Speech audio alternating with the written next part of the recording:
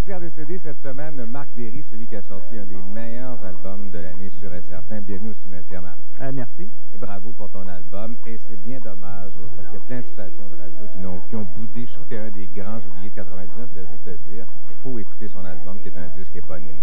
Et tu es un amateur de musique. Vraiment, c'est très, très, très vaste comme choix. Est-ce que tu viens d'un milieu familial où on écoutait toutes sortes de musique? C'était rock'n'roll chez nous pas mal.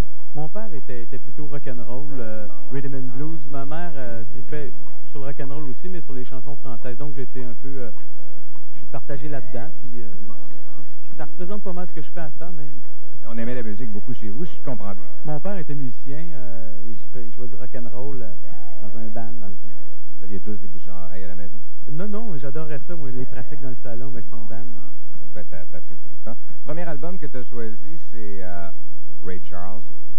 Ray Charles, qui est un des plus influents, je dirais, de tout ce qu'il y a eu après le rock'n'roll. Je parle de quand les Beatles sont arrivés, tout le mouvement qu'il y avait à Liverpool, Mercy Beat, etc.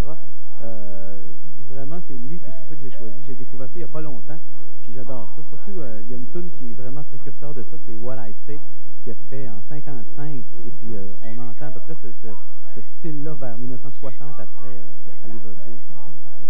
Donc c'est quelqu'un, c'est un original 100%, Ray Charles.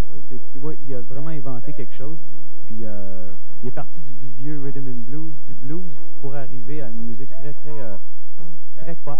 Après, il a fait beaucoup pour le rock'n'roll, et après même un peu plus pour la musique qui a suivi dans les années 60. Et il était aveugle, faut le dire. Ensuite, Chill Out, Forever, Blended by Patrick First. Oui, ça c'est une compilation de musique techno, mais techno un peu ambiance, planant, que j'aime beaucoup, idéal pour faire l'amour d'ailleurs. Et c'est un disque que je peux pas me passer, je suis accro à ce disque-là, c'est vraiment bon, c'est une des bonnes compilations. C'est ça, parce qu'il y en a, écoute, il y en a. On en a beaucoup des compilations, mais si tu vas en Angleterre, il y en a 3 fois plus.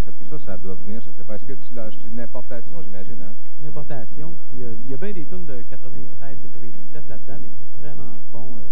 Mais les gens connaissent comme Kruder Dorfmeister, qui est un duo qui fait des remixes, puis il y a Thievery Corporation, Fila Brasilia. Moi, c'est des noms que je connais, mais très souvent, c'est ça, des fois, ils nous sortent. Ils font une tune dans leur vie, puis ça sort sur une compilation.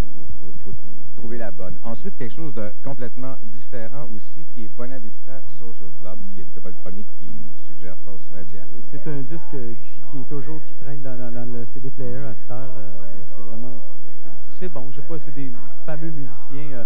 L'histoire, vite faite, c'est Ry Cooder qui est allé faire des recherches pour trouver un vieux band des années 40, qui sont encore excellents aujourd'hui. Puis je me tente pas d'écouter ça, c'est pour ça que je l'ai amené. Il était encore dans le CD player.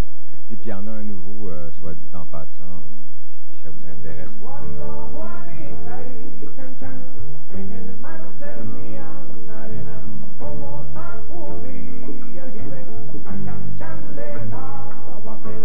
Il n'y a rien de francophone ici, là. Hein? Ça donne comme ça. Oui, ben, ce que j'écoute de francophone, plus, c'est les vieux chanteurs français, les vieux. J'adore encore écouter Gainsbourg ou Brassens, même Boris Vian, j'aime. Mais la dernière fois que je suis venu, j'ai amené ça, fait que j'ai essayé d'amener d'autres choses cette fois-là. Ouais, parce que ton album nous amenait ailleurs quand même, qu'avec le groupe Baby Bud, c'est un autre truc, c'est ça? Big Bud, ou un instant plus. Infinity plus Infinity, ça c'est un disque drum and bass, mais encore là, très planant.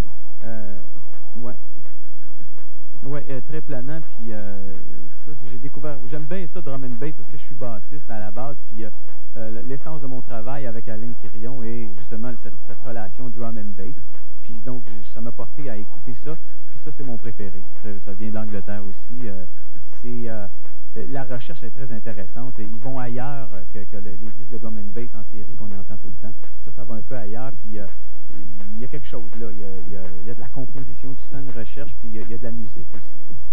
Pourquoi est-ce que tu n'en fais pas du drum and bass? Tu as de l'air mais ça tant que ça? Ben j'en fais, oui j'en fais, mais disons que je fais pas du drum and bass pur comme ça, mais je m'influence beaucoup de ça pour faire mes trucs, puis on jam comme ça aussi, quand on jam drum and bass, moi puis Alain, ben, ça donne pas exactement ça, mais c'est une autre forme de drum and bass. OK, puis en terminant, on demeure dans la musique. Moi, c'est un de mes albums préférés de 99. Je sais pas qu'est-ce que tu vas en dire. C'est un musicien new-yorkais qui travaille depuis très longtemps. Ouais, moi, j'en reviens pas. pas de lui. Je l'ai découvert cette année. En fait, je l'ai découvert après une entrevue à Musique Plus que j'ai vue de Geneviève. Puis il m'a paru bien sympathique, bien trippant, philosophe, puis tout ça. Je suis allé me procurer l'album, puis comme de fait, j'ai capoté, bien raide. Toute son approche, sa démarche.